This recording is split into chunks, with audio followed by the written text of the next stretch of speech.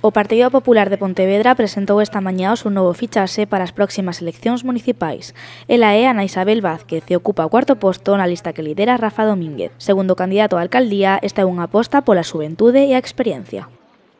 Cuando llegué al Partido Popular aquí, hace ahora pues escasamente 8 meses, decidí que una de las cosas que teníamos que hacer era rodearme de las mejores personas posibles, intentar conformar un equipo joven, un equipo ilusionado y sobre todo un equipo preparado.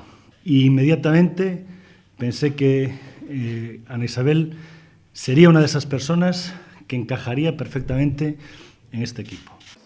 Ana Isabel Vázquez é unha muller coñecida na cidade, xa que xa foi concelleira entre os anos 2011 e 2015 no equipo de Telmo Martín.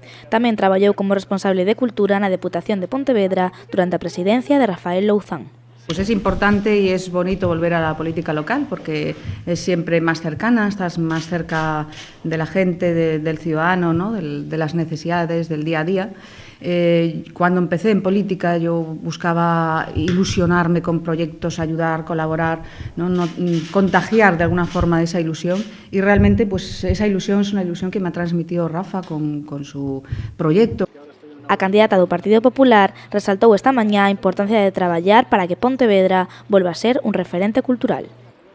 Desde nuestro punto de vista de fomentar la cultura, de fomentar el asociacionismo, de intentar tener un proyecto transversal que llegue a todos los ciudadanos, que sea importante para la ciudad, pero también al mismo tiempo que la gente del rural se sienta involucrado, que las iniciativas le lleguen, porque no tenemos que cambiar el modo de vida de las personas, ¿no? Sino ayudar que ese modo de vida pues, pueda tener su lugar en el mismo lugar donde residen, sea en el centro de la ciudad o sea en las parroquias. Entonces, intentamos con estas iniciativas transversales pues, hacer que la gente que vive fuera de la ciudad tenga derecho a participar y tenga opciones de participar y disfrutar de esa gran cultura.